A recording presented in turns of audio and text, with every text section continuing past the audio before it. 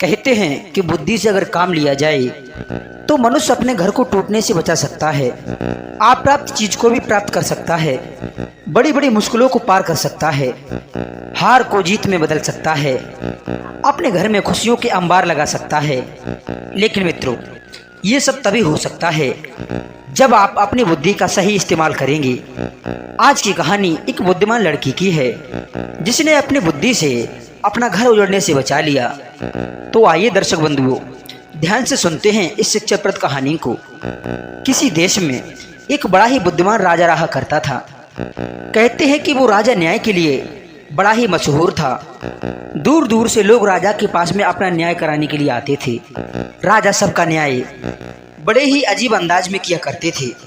अक्सर उनके लिए प्रश्न पूछने का बड़ा शौक था। एक दिन नगर के दो भाई अपना फैसला कराने के लिए राजा जी के पास आए।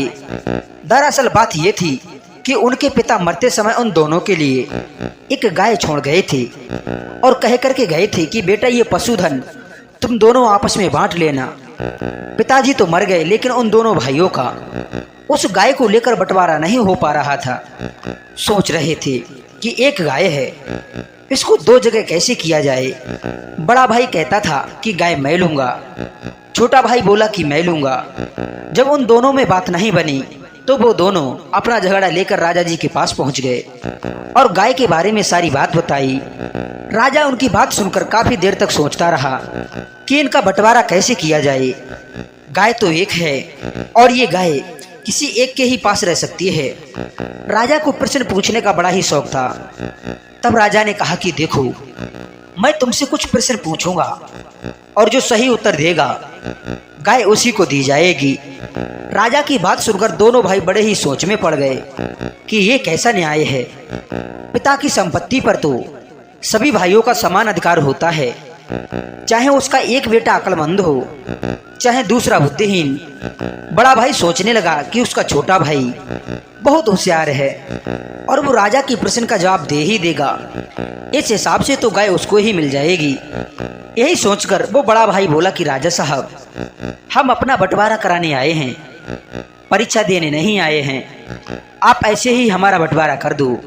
तब राजा बोला कि नहीं, हमारा बंटवारा करने का तरीका कुछ अलग है। छोटा भाई बुद्धिमान था तो वो इस बात से राजी हो गया। वो कहने लगा कि हाँ हाँ, आप प्रश्न पूछिए महाराज। तब राजा ने उन दोनों के सामने एक प्रश्न रखा और प्रश्न ये था कि संसार में सबसे तेज गति किसकी है। प्रश्न सुनकर दोनों भाई सोच में पड़ गए। राजा ने कहा कि जाओ, तुम्हें एक दिन का वक्त दिया जाता है। कल दरबार में आकर जो सही उत्तर बताएगा तभी हम अपना फैसला सुनाएंगे। दोनों भाई घर चले आए और सोचने लगी। फिर बड़े भाई ने सोचा कि उसके पास तो एक तेज गति से दौड़ने वाला घोड़ा है जो सबको क्षण मात्र में पीछे छोड़ देता है। कल मैं राजा को यही उत्तर बताऊंगा। उधर को छोटा भाई भी सोच रहा था, परंतु उसके लिए कोई भी उत्तर समझ में नहीं आ रहा था। वो बड़ा उदास सा था। तब उसकी बेटी ने पूछा कि पिताजी, क्या बात है, आप इतने क्यों उदास हो। उसकी बेटी का नाम था चिंतामणि। चिंतामणि भी अपने पिता की तरह बड़ी ही बुद्धिमान थी। उसने कहा कि हे बेटी, राजा ने एक सवाल पूछा है, सही उत्तर बताने वालों को ही गाय दी जाएगी। यदि मैं नहीं बता पाया तो गाय मेरे लिए नहीं दी जाएगी। तब बेटी ने कहा कि पिताजी, राजा साहब ने क्या सवाल पूछा है। तब पिता ने राजा के द्वारा पूछे गए प्रश्न को अपनी बेटी को सुनाया कि संसार में सबसे तेज गति किनकी है। बेटी ने इसका उत्तर झट से अपने पिता को बता दिया कि सबसे तेज गति मन की है। पिता उत्तर पाकर निश्चिंत हो गया और अगले दिन दोनों भाई राज दरबार में पहुंच गए। बड़े भाई ने बताया कि महाराज, सबसे तेज गति तो मेरे घोड़े की है। तब छोटा भाई बोला कि राजा साहब, सबसे तेज गति तो मन की है। मन ही इतनी तेज गति से भागता है कि पल मात्र में पूरी दुनिया के चक्कर लगा सकता है। छोटे भाई का उत्तर सुनकर राजा बड़ा ही प्रसन्न हुआ और पूछने लगा कि तुम्हारे लिए ये उत्तर किसने बताया था, सच सच बताना। तब छोटा भाई कहने लगा कि महाराज, ये प्रश्न मुझे मेरी बेटी चिंतामणि ने बताया है। तब राजा बोला, शाबाश, हम आपकी बेटी को धन्यवाद देते हैं। उधर बड़ा भाई बड़ी चिंता में पड़ गया कि अब तो राजा साहब इस गाय को छोटे भाई को दे ही देंगे। वो ये सोच ही रहा था, तब तक राजा ने दूसरा प्रश्न पूछ लिया कि ये बताओ संसार में सबसे अनमोल वस्तु क्या है। प्रश्न सुनकर वो दोनों फिर से घर चले आए। चिंतामणि ने फिर अपने पिता को उत्तर बता दिया कि दुनिया में सबसे अनमोल चीज क्या है। सबसे अनमोल चीज है नींद। अगले दिन राजा के सामने बड़ा भाई तो कुछ उत्तर दे ही नहीं पाया। छोटे वाले ने बता दिया कि महाराज दुनिया में सबसे अनमोल चीज है नींद। सोते समय दुनिया के सभी प्राणी एक जैसे हो जाते हैं, छोटे बड़े का कोई भी भेद नहीं रहता। उत्तर सुनकर राजा बड़ा ही प्रसन्न हुआ, कहने लगा कि वाह क्या उत्तर दिया है। क्या आज भी तुम्हारे लिए ये उत्तर तुम्हारी बेटी ने बताया है? छोटे भाई ने जवाब दिया कि जी महाराज। तब राजा ने सोचा कि लगता है इसकी बेटी बड़ी ही बुद्धिमान है, उसकी बुद्धि की और भी परीक्षा लेनी चाहिए। राजा ने उस छोटे भाई को एक खाली बोरी देते हुए कहा कि ये बोरी अपनी बेटी को दे देना और इस बोरी में हवा के बीज हैं। तुम अपनी बेटी से कहना कि वो इन बीजों की फसल उगाकर मुझे दे दें। मित्रों, चिंतामणि वो खाली बोरी देखते हुए और मुस्कुराकर कहने लगी, पिताजी राजा साहब से कहना कि मैंने हवा के बीज हवा में रोप दिए हैं। जब फसल तैयार हो जाएगी तो हवा स्वयं आपका दरवाजा खटखटाएगी, इसलिए थोड़े दिनों की प्रतीक्षा करें। दर्शक भाइयों, उधर बड़ा भाई राजा के इन प्रश्नों से बड़ा परेशान हो गया था और सोचने लगा कि राजा साहब हम दोनों का बंटवारा तो नहीं कर रहे हैं, उल्टा हमारे लिए इन प्रश्नों में उलझाए पड़े हैं। ये कैसा न्याय है? तब राजा बड़े भाई से कहता है, देखो भाई बंटवारा तो हो गया, गाय पे पूरा अधिकार तुम्हारा है और आज के बाद गाय तुम ले जाओगे। मित्रों, राजा के इस फैसले से छोटा भाई बड़ा निराश हो गया और राजा से पूछने लगा कि महाराज ये कैसा न्याय है? आपका उत्तर तो मैंने दिया है और गाय बड़े भाई को दे दी। तब राजा बोला कि भाई चिंता ना करो, तुम्हारा ये जवाब देने के लिए मैं कल तुम्हारे घर आऊंगा और तुम अपनी बेटी से कहना कि मेरे लिए एक ऐसा उपहार भेंट करें जो उसके हाथ से मेरे हाथ में आ ना सके। दर्शक भाइयों, अब तो बड़ा भाई प्रसन्न होता हुआ अपने घर चला गया। राजा ने उसको वो गाय दे दी थी, जबकि उसके लिए कोई उत्तर भी नहीं बता पाया था। छोटा भाई बड़ा निराश हुआ क्योंकि राजा को सही उत्तर बताने के बाद भी उसे गाय नहीं दी गई। वो राजा के बंटवारे से संतुष्ट नहीं था। शाम को जब छोटा भाई घर पहुंचा तो उसने सारी बात अपनी बेटी को बताई कि हे बेटी, कल राजा साहब हमारे घर आएंगे और वो आपके हाथ से एक उपहार लेना चाहते हैं जो आपके हाथ से राजा साहब के हाथ में ना पहुंच पाए। तब बेटी ने कहा कि पिताजी आप चिंता ना करो। अब तो बाप और बेटी राजा की स्वागत की तैयारी करने लगे। उधर अगले दिन वो राजा जब चिंतामणि के घर आया तो चिंतामणि ने एक टोकरा कपड़े से ढककर राजा को उपहार देने के लिए आगे बढ़ी और कहने लगी कि मेरा उपहार स्वीकार कीजिए महाराज। राजा ने चिंतामणि से वो उपहार तो ले लिया और उस टोकरे से कपड़ा हटाकर देखने लगा कि देखे इसमें क्या है। जैसे ही राजा ने कपड़ा हटाया तो उसमें से एक तीतर फुर से उड़ता हुआ भाग गया।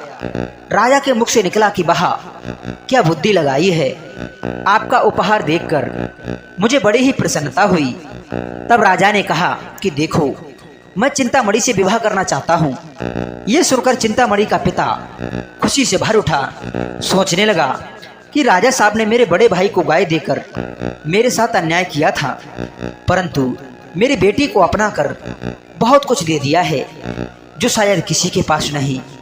राजा ने कहा कि देखो मैं आपकी बेटी से विवाह करता हूँ, परंतु मेरी एक शर्त है, आपकी बेटी मेरे राजकाज के कार्य में हस्तक्षेप नहीं करेगी और जिस दिन इसने ऐसा किया उसी दिन इसको मेरे घर से बाहर निकलना होगा और ये अपने साथ में सिर्फ एक चीज ला सकती है जो इसके लिए अच्छी लगे। चिंतामणि ने कहा कि महाराज मुझे आपकी शर्त मंजूर है। प्यारे श्रोताओं, अब तो राजा ने चिंतामणि से विवाह कर लिया और उसको रानी बनाकर अपने घर ले गए और आनंद पूर्वक दोनों रहने लगे। शर्त के अनुसार चिंतामणि राजकाज के कार्य में कभी दखल अंदाज नहीं करती थी, चाहे राजा का फैसला गलत ही क्यों नहीं होता था। वो जानती थी यदि मैंने कुछ कहा तो राजा का घर छोड़कर मुझे अपने मायके जाना पड़ेगा। कई बार राजा ने सही सही न्याय नहीं किया, परंतु वो फिर भी कुछ नहीं बोली। एक बार राजा ने मंत्री के बेटे को मृत्यु दंड का हुक्म सुना दिया था। चिंतामणि जानती थी कि मंत्री का बेटा निर्दोष है और बिना बात के मारा जाएगा। मंत्री की पत्नी चिंतामणि से मिली और उससे कहा कि वो उसके बेटे के प्राण बचा ले। तब चिंतामणि ने राजा से कहा कि महाराज, मंत्री जी का बेटा निर्दोष है, आपको किसी ने गलत खबर दी है। आप एक बार इस केस की बारीकी से जांच कर लो, उसके बाद ही किसी नतीजे पर पहुंचना। राजा ने चिंतामणि की बात मान ली और जब दोबारा से जांच की तो मंत्री का बेटा निर्दोष पाया गया। राजा ने तुरंत ही मृत्यु दंड की सजा को निरस्त किया। उसके बाद अपनी पत्नी चिंतामणि से कहा कि तुमने तो मेरी शर्त तोड़ी है, इसलिए तुम्हारे लिए मेरे घर से जाना होगा और जिस चीज को तुम सबसे अधिक कीमती समझती हो, तुम एक चीज मेरे घर से अपने साथ ले जा सकती हो। तब चिंतामणि ने कहा कि महाराज, मैं खुशी खुशी अपने घर चली जाऊंगी। मुझे प्रसन्नता है कि मैंने एक निर्दोष की जान बचाई है। आज शाम का भोजन आप मेरे साथ में कर लो और कल सुबह मैं आपको यहाँ पर नहीं दिखूंगी। राजा ने कहा कि ठीक है। श्रोताओं, रानी ने बड़े प्यार से भोजन बनाया और अपने पति को भोजन कराया। कुछ देर बातें करते रहे, फिर राजा साहब को नींद आ गई। सुबह जब राजा की आंख खुली तो उसने देखा कि चिंतामणि तो अभी भी उसी के पास में बैठी थी।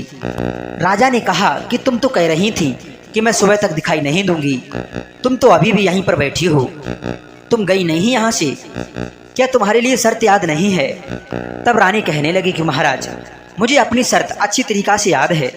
रानी ने हंसकर कहा, पहले आप कमरे से बाहर निकल करके देखिए। मित्रों, जब राजा साहब ने कमरे से बाहर जाकर के देखा तो उसे पता चला कि वो तो अपने ससुराल में है। ये कैसे हो गया? मैं तो शाम अपने महल में सोया था। तब चिंतामणि कहने लगी कि महाराज, अचरज की कोई बात नहीं है। आपने शर्त में कहा था कि नियम तोड़ने पर मुझे आपका घर छोड़ना पड़ेगा। मैं केवल एक चीज लेकर तुम्हारे घर से जा सकूंगी, बस जब मैंने रात को तुम्हें भोजन कराया था तो मैंने भोजन में नींद की औषधि मिला दी थी। आप तो गहरी नींद में सो गए और सुबह होने से पहले मैं आपकी पालकी को यहाँ पर उठवा लाई।